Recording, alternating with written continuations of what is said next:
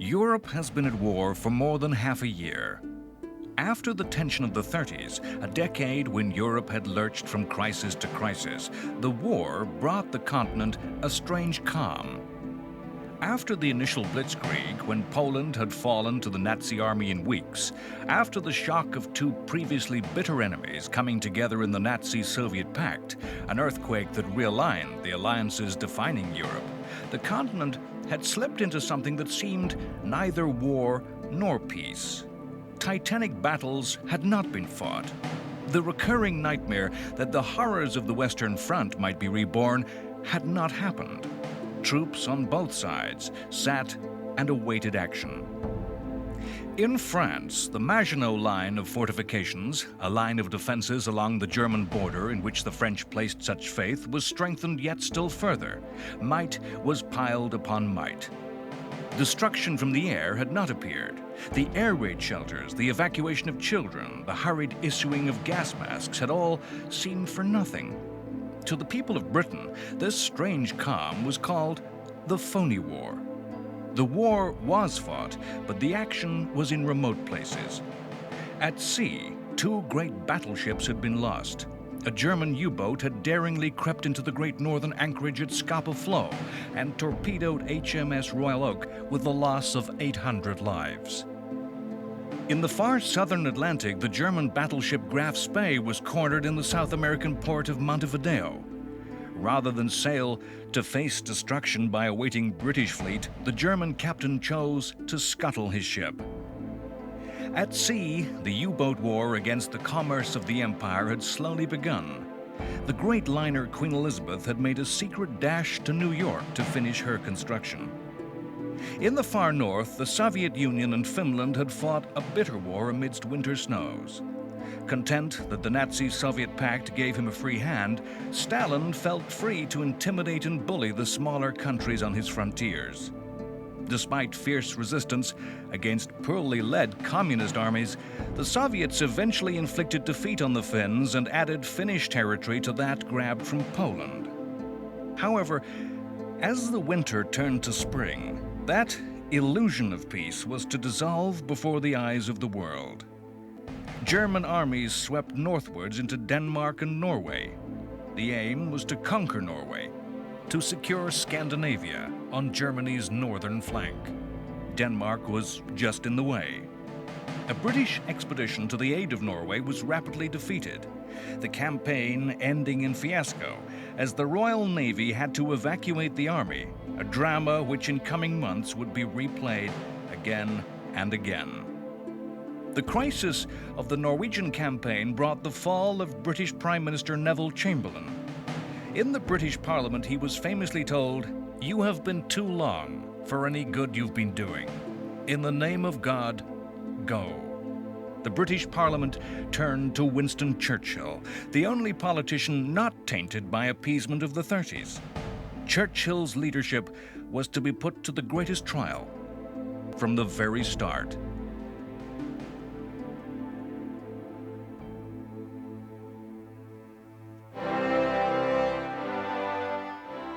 On the 13th of May, 1940, on taking office, Prime Minister Winston Churchill's message to his new government, to the Parliament and the people of Britain, mirrored the plight of their country. Powerless to make any move that could threaten the Nazi state, Churchill gave no quick and easy solution. He offered no hint of any possible compromise, accommodation, or understanding, no promise of any appeasement. "I have nothing to offer but blood, toil, tears, and sweat," he said. Churchill had come to power as the British war effort had collapsed into chaos in Norway. If the situation had seemed grave enough, the fortunes of Britain and her continental allies immediately plunged to new depths of despair.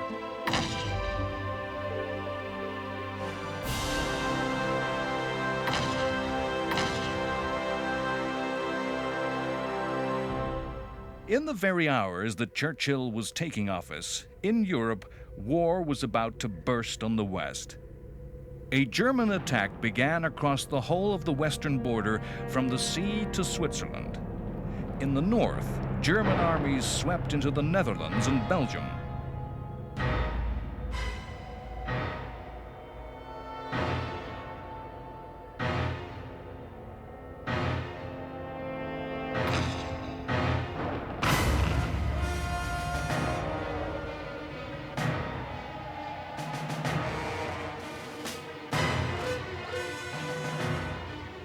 In the south, 17 divisions were hurled against the fortresses and the defenders of the French Maginot Line. The territory into which the German armies marched was, for the great part, that which had been fought over a generation before.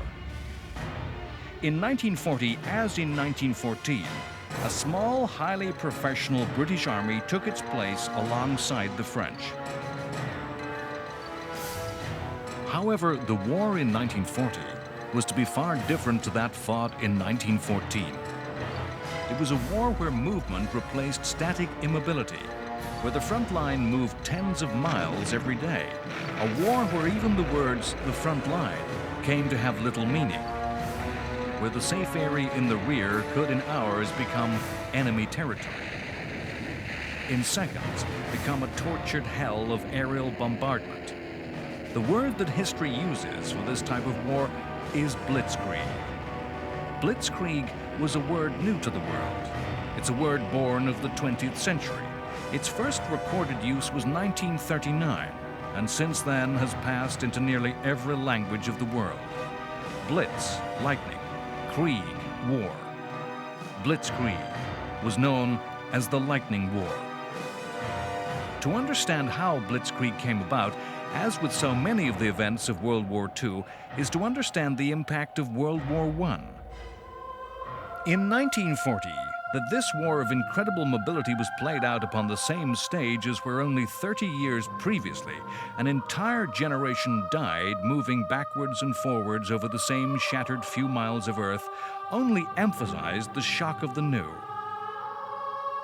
Throughout the history of human conflict, from the first time a club was swung in anger, the advantage in war has swung between the extremes of offense and defense. Those primitive peoples who first used clubs had the advantage, but were bettered when met by those who had also invented the shield. The cycles of offense versus defense have continued throughout the history of warfare to this present day. In World War I, the perfection of just one weapon, the machine gun, had given the defense a crushing advantage. 2 men in protected positions could resist 1,000. The result was stalemate, as neither side could mount a decisive attack. The first tanks had appeared in the later stages of the Great War. Lumbering and clumsy, they had crawled their way across the mud, the trenches, and the barbed wire of no man's land. Their contribution to Allied victory was not clear. Over so many of the leaders of the Second World War hung the shadows and ghosts of 1914. In the Great War, generals on both sides, bereft of ideas, had, in despair, resorted to the logic of attrition. The aim was not to defeat the enemy, simply to destroy, to kill soldiers. It was a strategy expressed as bleeding the enemy white.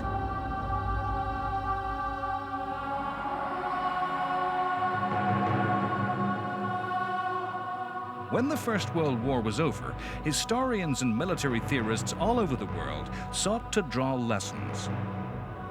Winners always tend to think that the same tactics and weapons that won the last war will win the next.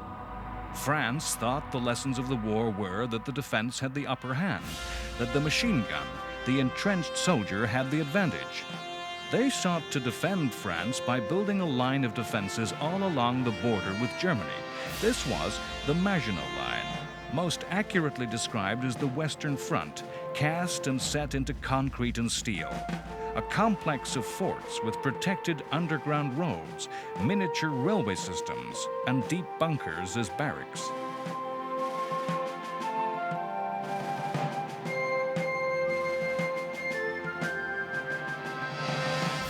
The victorious armies of Britain and France saw the tank and the aircraft as just another weapon to be fitted into existing ways of fighting war.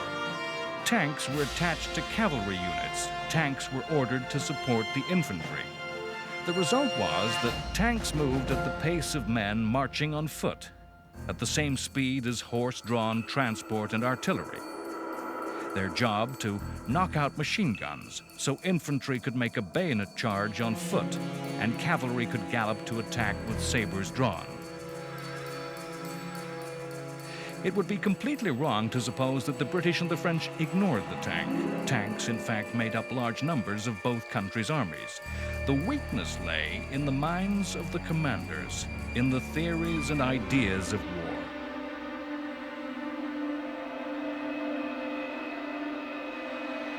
Air forces in Britain and France were seen in the light of futuristic theories, of imagined wars that could be won by air power alone, where unstoppable bomber forces would bring devastation to the centers of population and industry. The Air Force officers of Britain and France encouraged these ideas. They meant air forces were independent, free from interference by generals or admirals.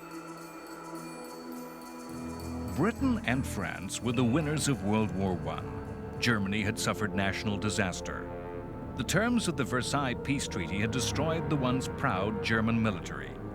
The German military mind was open to new ideas, rejecting the old ways of thinking that had failed to bring victory.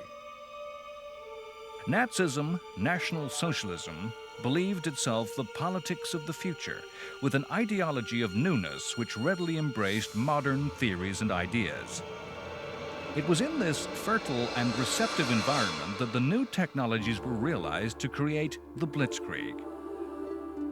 The idea was to create an armored and mechanized army in which all elements moved at the speed of the fastest, not the slowest, where infantry and artillery were mechanized and could keep up with the tanks, where airborne soldiers and paratroopers could be landed behind enemy lines, where the Air Force was not independent, fighting its own private war, but was instead dedicated to the support of the Army, with aircraft designed to attack tactical targets, troop formations, and supply lines in support of ground attack.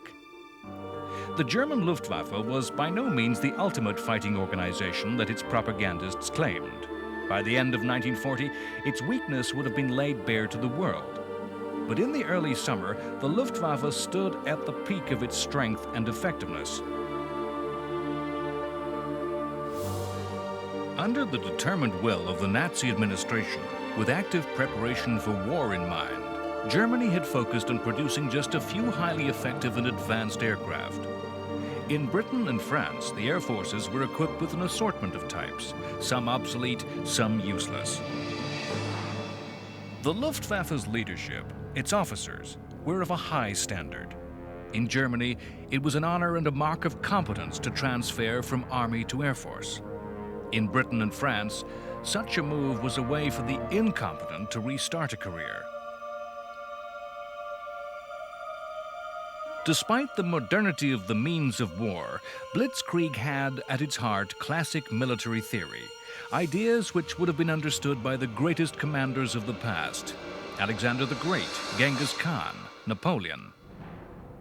Blitzkrieg was not a strategy of wounding the enemy, of destroying him, but of techniques of hitting at the decisive point, of rapid, fluid maneuver that could respond to the will of quick-thinking generals. Blitzkrieg was a strategy of encirclement and of surprise, in which victory would go to the quick and the skilled. The German word for armor is Panzer.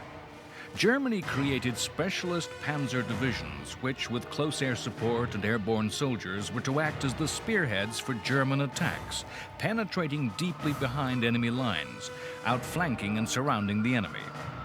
The German army still had traditional elements, slower divisions of foot and horse that reduced and destroyed the pockets surrounded and cut off by the panzers.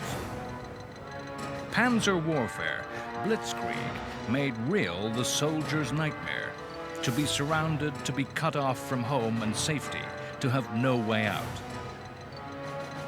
On May 10th, the forces of Britain and France outnumbered those of Germany. Germany had a total of 2,400 tanks, the French 3,000, and the British 1,000. Yet on that day, Hitler told his generals, "Gentlemen, you are about to witness the most famous victory in history." In the south lay the Maginot Line, fortifications against which the strongest of forces would find it difficult to prevail. This was where the French expected an attack.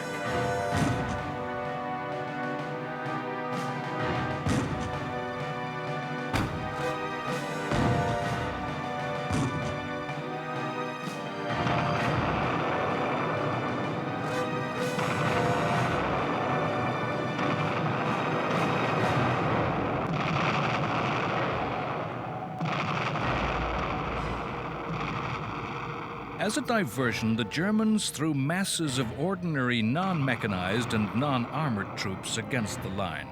The Maginot fortifications did not extend across the Belgian frontier. Opposite these areas in northern France stood the best of the French army and the entire British army, guarding against a strike that would seek to bypass and outflank the Maginot line and thrust to the rear towards Paris. This was what Germany had done in 1914, invading neutral Belgium to outflank the French. However, in 1940, the thrust came farther to the north, into Holland and northern Belgium. The French and British moved to meet the invasion. The northern attack was bait, an enticement, and a provocation. It was designed to draw the British and French to the north, into a trap, into destruction. As the Western Allies moved north, silently, quietly, through the dense forest of the Ardennes, came a third German attack. This concentrated the German panzer armies in one massive tank-based formation. The British and the French thought tanks could not work in the wooded country of the Ardennes. They could, and did, creeping slowly through narrow forest lanes, eventually to burst out into open countryside. As this silent menace grew, the first weight of the attack fell upon the Dutch in the north. The Dutch were genuine neutrals, and surprise was complete. A tiny army protected the Netherlands, just 10 divisions strong. It was an army that had not been in the field since 1830. The Dutch Air Force was a mere 125 planes strong, and was half destroyed on the ground in the first hours of the assault. The Dutch, historically, had retreated behind barriers of water. German airborne troops simply bypassed these defenses. On May 13th, the Luftwaffe, against no resistance, destroyed the historic center of the city of Rotterdam, and the Dutch surrendered.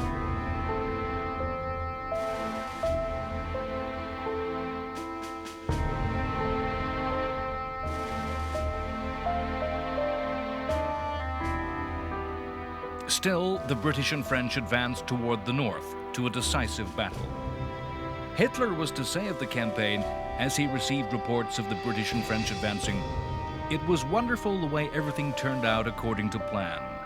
When the news came through that the enemy were moving forward along the whole front, I could have wept for joy. They had fallen into the trap they had believed." On May 13th, the British and French armies were deep into Belgium and Holland, and the third German attack burst in their rear, accelerating into open country. Moving at tremendous speed, the Panzer armies swung around to the west, attacking the Channel ports, giving the British and the very best of the French no way out.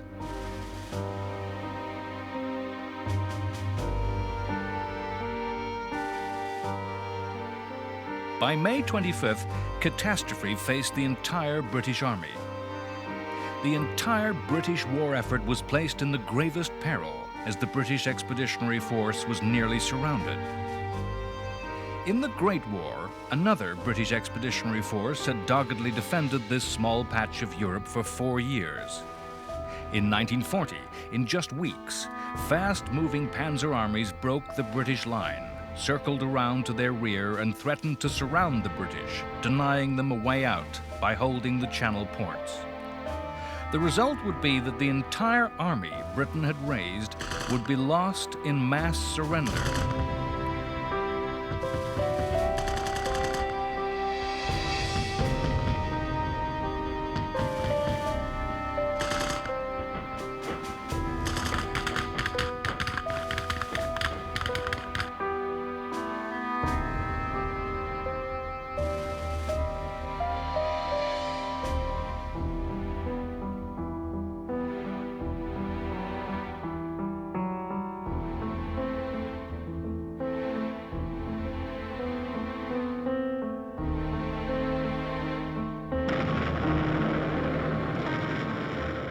only one door, one way home across the sea, lay slightly open.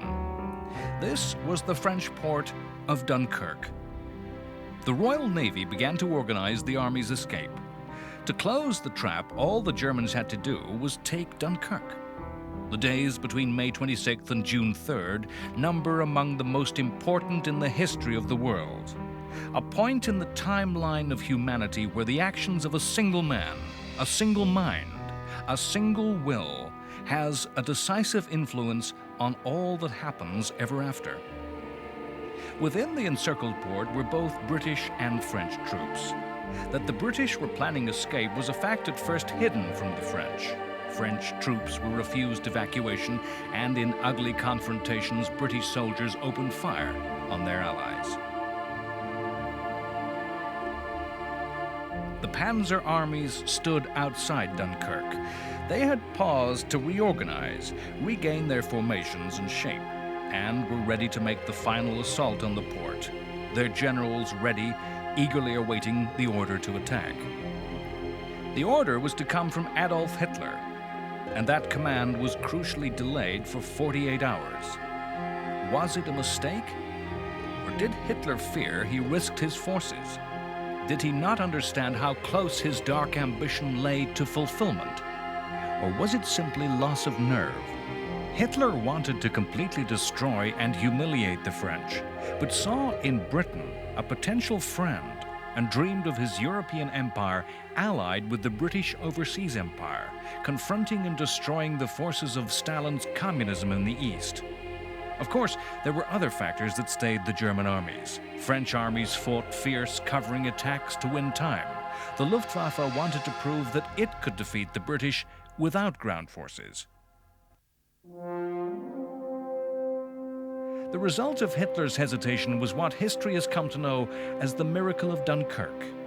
Dunkirk mobilized the British talent for improvisation, for pulling in unity during crisis, that side of the British personality that is dogged, that refuses to give in, which adversity only inspires to ever stronger resistance.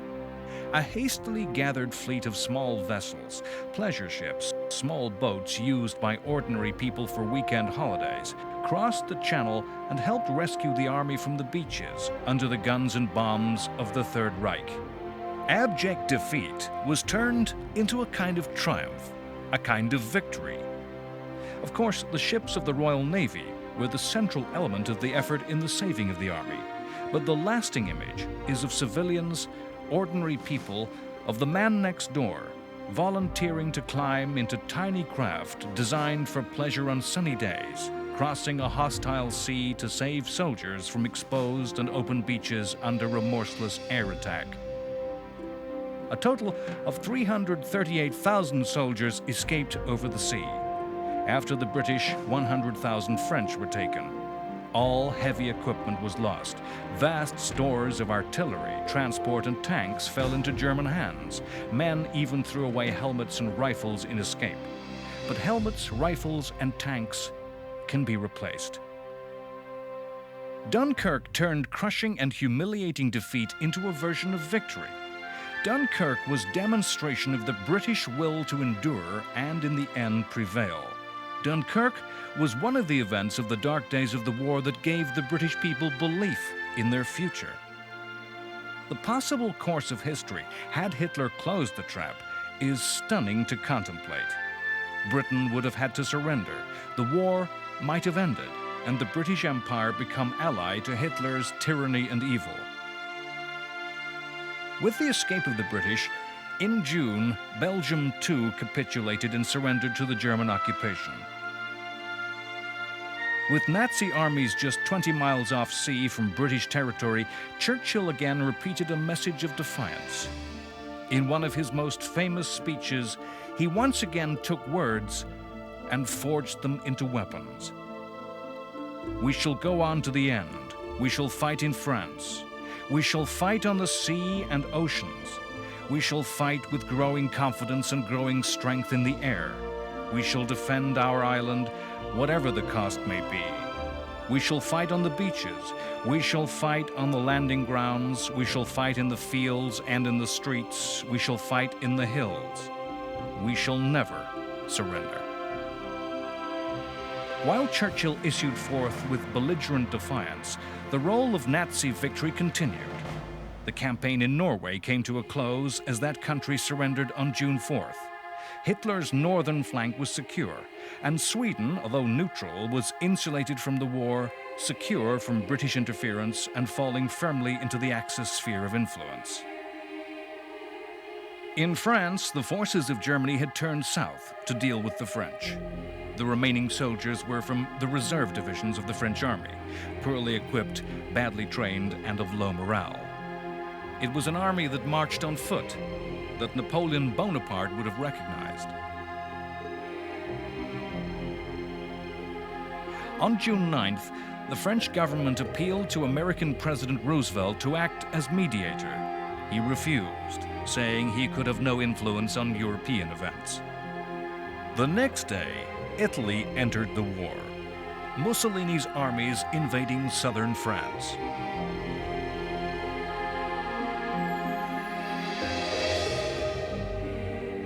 Mussolini was simply eager to make sure of a share of the spoils, not to be left out in the victory. In the United States, Mussolini's opportunism caused revulsion. The cynical nature of the attack added to the slowly growing swell of American opposition to the Axis. Italy's first involvement in the fighting could have been taken as a warning that Italy would prove an eventual liability to the Nazi-fascist alliance. The French troops opposing the Italians in the south beat off the invasion, and only the later collapse against German forces attacking from the north prevented an embarrassing repulse for the Italians. In France, an impending sense of crisis caused the government to recall to office a hero of the Great War. Marshal Philippe Pétain had been the hero of 1915 and 1916. At the height of the Battle of Verdun, an earlier dark hour of crisis, his simple message of defiance, the famous words, "Ils ne passeront pas," "They shall not pass," had become a battle cry. This spirit of defiance reflected that offered by Churchill. Tragically, the Pétain of 1940 was not the same man as the hero of 1915. The guilt of many thousands of lives lost, their last dying words, that battle cry, weighed heavy on the old man's shoulders. Pétain immediately suggested a peace with Hitler. On June 10th, the French government fled Paris and declared the city open, hoping by doing so to prevent the capital being fought over and destroyed. Churchill urged them to fight in the streets of Paris, to never surrender, but he was ignored. A week later, on June 17th, Paris was open for business as usual. Only the tourists enjoying the summer were Germans.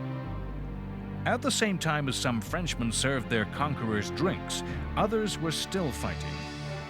Ironically, the Maginot Line had proved impregnable, secure until the very last. The Germans forced the French to sign the surrender in the preserved railway car that had seen the German capitulation in 1918.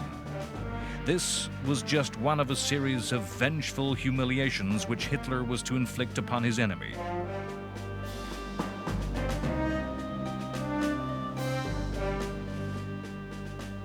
On June 14th, the population of Paris endured the sight of the Wehrmacht marching in triumph down the Champs-Élysées. The surrender terms that Hitler imposed on the French were revenge and retribution for the humiliation of the Treaty of Versailles. A humiliation that the corporal decorated for bravery on the Western Front had felt so keenly. The French army was reduced to 100,000. The cost of the German occupation was to be borne by the French.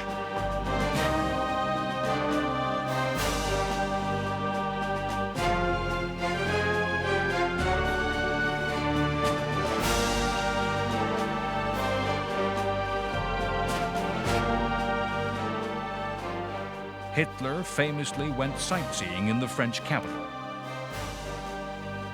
On the other side of the continent of Europe, yet another opportunist state took its chance. the Soviet Union invaded and extinguished the independence of the tiny Baltic states of Latvia, Lithuania, and Estonia, annexing them into the USSR. On June 17th, Pétain was made premier of a new French government which had made peace with Hitler, with a base in the southern French town of Vichy. The Vichy regime was to become a byword for collaboration and betrayal. On June 18th, another Frenchman, Charles de Gaulle, made a broadcast from London to the French people. He boldly declared that the war was not over and the French must resist. He denied that the Vichy regime had any legitimacy. De Gaulle's story truly proves that there is such a thing as destiny. De Gaulle was a devout Catholic and fierce patriot. 3 times wounded in the First World War, he spent much of that conflict as a prisoner of the Germans. His life, until World War II, was spent as an unspectacular career soldier. He wrote books about armored, mechanized war, but his ideas found no acceptance in the French military. In 1940, he was made the commander of a division that was forming, which had some minor successes as the French army crumbled. On June 6th, he was appointed a junior defense minister in the hastily reorganized government. He was a minister for just 10 days, but during that short period, he met and impressed Winston Churchill. When the French government resigned on June 16th, de Gaulle was smuggled into the UK. At Churchill's personal insistence, his famous broadcast was made. De Gaulle became recognized as the head of the Free French and began to mastermind a strategy of striking back at the Axis from wherever possible, most notably the far-flung corners of the French colonial empire. Remote corners of the world declared war against Vichy and the Axis.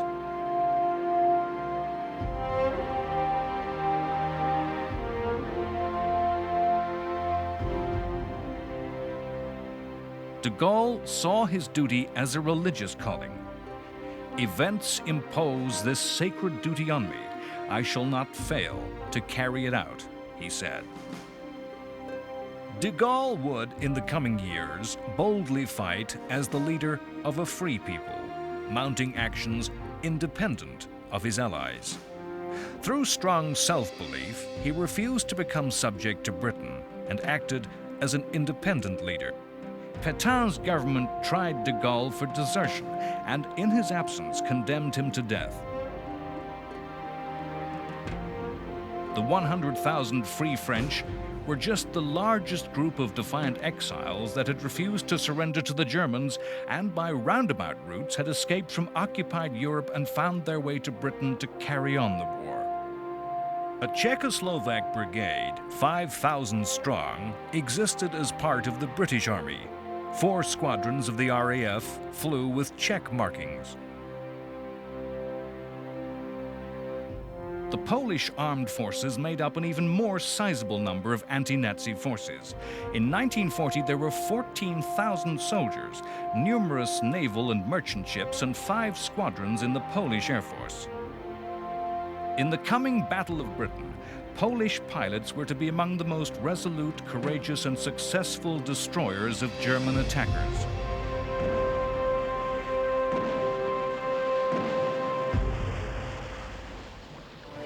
In early July, an engagement was fought which demonstrated to the world that Churchill's defiance was not just words. The French fleet, the 4th largest in the world, lay at anchor, having hardly seen action. The British feared the Vichy government would surrender these ships and place them at the disposal of the Germans. The Royal Navy sent a powerful fleet to lie off the ports in which the French fleet lay, and the French admirals were given hard choices: put to sea and join the British in a combined fleet, scuttle their ships, or be destroyed. The French Admiralty refused to comply and ordered all ships at sea to move to the ports where the main fleet lay to confront with the British. The Royal Navy intercepted the message, and the British ships opened fire. The French ships at anchor were easy targets, and the bulk of the Vichy navy was destroyed. Nearly 1,300 French sailors died, creating a legacy of bitterness.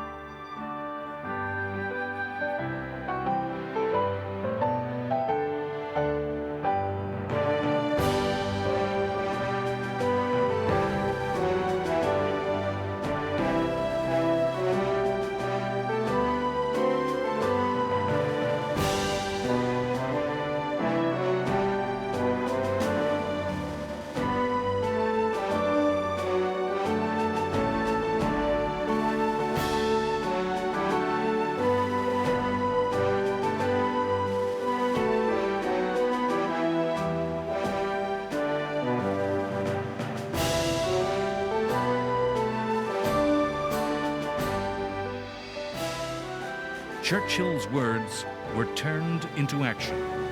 Britain really would pay any price to survive.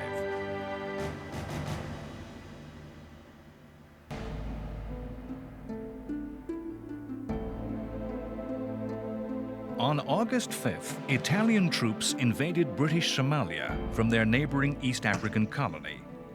The motivation for war was once more Mussolini's ego and passionate, ravenous hunger for conquest to add to his new Roman Empire. The fighting between European powers and European ideologies was spreading over the surface of the planet to embroil all peoples. Men were to fight and die in all corners of the earth. The fall of France had a wide effect on the conduct of the war, affecting the war of resources, the war of economic and industrial strength. It has been said that all wars have at their root the control of resources, of food, of raw materials, of manufactured products, including weapons themselves. The possession of these resources is as important in bringing victory as much as number and quality of armies, navies, and air forces.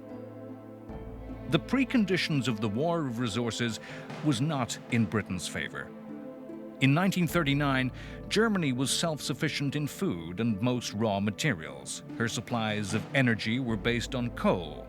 Oils she had to import, but advanced science and technology meant that coal-based substitutes for oil could be found. In Britain, the position was far different. Britain was a trading nation which looked out to the rest of the world, its merchant fleet the largest.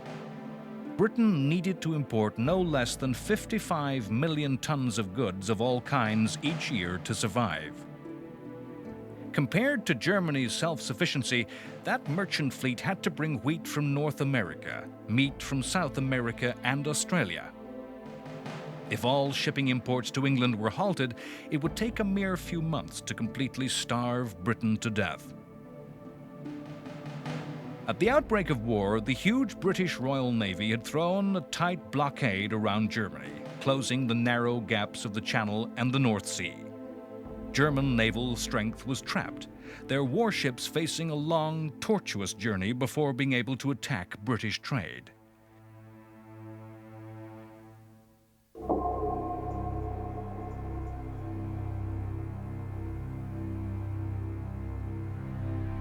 As France fell, this ground, which determined naval strategy, shifted. With the occupation of France, the Germans could use the French Atlantic ports from where 100 years before Napoleon's navy threw down its challenge to the British. Another struggle in which Britain struggled for life or death against a continental dictator. German U-boats could now have easy access to the clear, deep blue water of the ocean. As soon as a U-boat left French coastal waters, it entered the shipping lanes that brought oil from Africa and the Middle East, that carried armies to Britain's overseas empire, over which flowed strategic materials without which the RAF could not fly.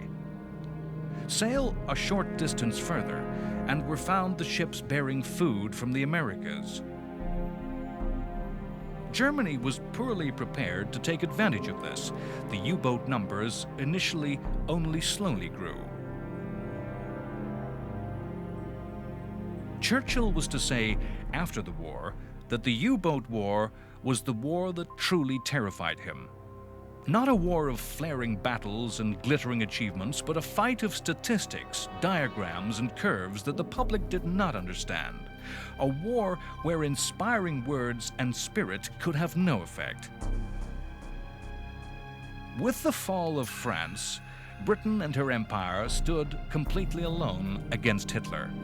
The only weapon was belligerent defiance. Time and time again, Churchill made words into sharp weapons. Let us brace ourselves to our duties, and so bear ourselves that if the British Empire and its Commonwealth last for 1,000 years, men will still say this was their finest hour. If we fail, then the whole world, including the United States, will sink into the abyss of a new dark age, made more sinister and more protracted by the lights of perverted science. Britain could have no strategy other than survival. Churchill's hopes lay in involving America in the conflict. All over the south of England, invasion was awaited. Preparations were made.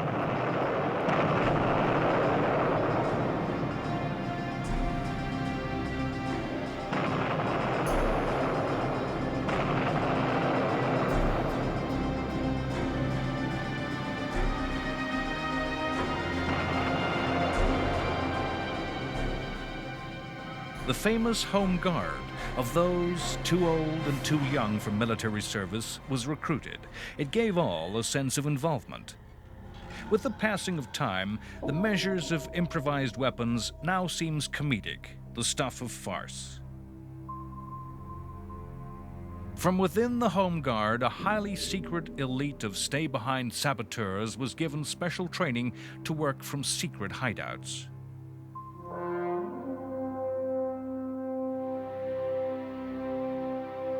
That an army of old men and boys were preparing to defend their homes against the might of the German army, the most modern in the world, using spears and antiques, is a measure of the desperate plight which faced the British people. In the course of your duty, you may have the luck to come in contact with the enemy. If you do, one of your duties is to shoot when you see a sitter, and shoot to kill. When, in later years, the Home Guard's German equivalent was called into real action, with the aged and children fighting experienced battle-hardened soldiers, there were to be no jokes, no comedy, simply a desperate tragedy. A general atmosphere of fear and tension pervaded the whole of Britain, with a feverish climate of paranoia. Both the physical and social structures of Britain were torn apart. Road signs were removed to confuse an invading enemy. Fields were filled with obstacles to hamper glider and airborne forces. Wild experiments were made to set the sea on fire. What became known as parachute fever everywhere created rumors of saboteurs and infiltrators. Wild stories of Germans in British uniforms circulated, often caused by misunderstood Polish and Czech soldiers. The classic myth was that of German paratroopers walking the British countryside disguised as nuns. The structure of the country was dismantled in an urgent need for scrap metal. Aluminum pots and pans were collected to make warplanes. Iron railings and fences were gathered to build battleships. These actions were as much a media move as a real search for the materials of war. There was a need to make the whole country feel that something was happening and that each and everyone could be involved. The physical signs of desperate paranoia were mirrored by changes to the political and social landscape of Britain. One of the first acts of Churchill's government was to make new laws that effectively abolished traditional British personal freedoms and the right to private property. Now anyone could be told to do any job, and property could be seized by the government and used for the war. The right to strike was abolished. New taxes at 100% were introduced to prevent war profiteers. The democracy had paradoxically assumed the garb of the totalitarian dictatorship that it sought to destroy. The fear of subversion meant those thought politically suspect were arrested and detained. Pre-war British fascist leader Oswald Mosley was imprisoned, his followers in the British Union of Fascists interned. As the British people lived lives of febrile panic and paranoia, the fact remained that a few miles away, the German armed forces were preparing to complete the war with the invasion of Britain. It is a fact of history that wars very rarely turn out as political leaders or generals ever imagine. The Blitzkrieg had brought the Nazis stunning success at a speed they had never thought possible. Hitler's view of the world had never encompassed taking on the might of the British Empire. From the earliest days of Hitler's political thought, he had seen his destiny, that of the Nazi movement and that of the German people, as lying in a titanic war in the East against Soviet communism. While Hitler may have sought humiliating revenge on the French, whom he viewed as the prime architects of Germany's interwar humiliation, against Britain and her empire, he had not planned a war. Now, the German command was confronted with the need to plan an invasion of the British Isles. Looked at from the perspective of the longer history of Europe, Germany was now placed in a classic dilemma. A strong continental power, used to looking strategically inwards, to the east, fighting its wars across land frontiers, was faced with the challenge of defeating the preeminent naval power. The invasion of Britain was codenamed Operation Seelöwe, Operation Sea Lion. Germany was not an historically great naval power, and its attack on Britain was planned more as a river crossing. Landings would be made on the beaches of southern England, and the panzers would thrust northward.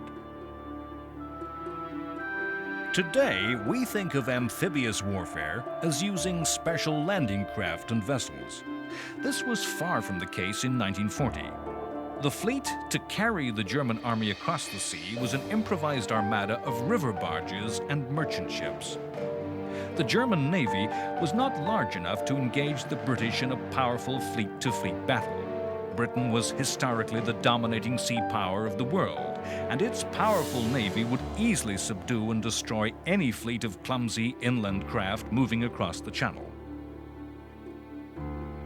For the first time, there was a way to solve the problem of British naval power. All navies in 1940 were vulnerable to air attack. It was aircraft rather than the great guns of other battleships that were to cause the losses of capital ships. The British command of the sea could be countered by the Germans having command of the air. However, to gain command of the air, the Germans had to destroy the RAF. In Churchill's words, "The Battle of France is over. The Battle of Britain has begun." Next time on World War II, The Complete History, the Battle of Britain rages in the skies over southern England, as Hitler's Luftwaffe throws its strength of more than 1,000 bombers against the fighters of the Royal Air Force. Its aim is total air supremacy over the British Isles, to negate British naval power, and enable the German army to cross the river and mount the first foreign invasion of the British in nearly 1,000 years. With the army shattered following Dunkirk and the Home Guard preparing to fight with spears, the defense of Britain, the future of civilization, lies in the hands of less than 3,000 young men, the pilots of the RAF, what Churchill called the few. The battle is a war of courage and of technology, as state-of-the-art fighters meet in air-to-air combat. The twin legends of the Spitfire and the Hurricane are born. The new science of radar, born from the science fiction idea of a death ray, plays a crucial role in the defeat of the Nazi Air Force. As Hitler and Luftwaffe commander Goering play for higher and higher stakes, throwing more and more of Germany's strength against Britain, the tide of battle begins to turn against Britain. In a dramatic switch of policy once more, Hitler makes the wrong choice, and mounting losses force the Luftwaffe to abandon attacks. The Battle of Britain ends, and the Blitz begins. A ruthless assault by night brings death and destruction to the cities as Hitler tries to break the will of the British people. Hitler fails. His efforts only increase the will of the British people to never surrender.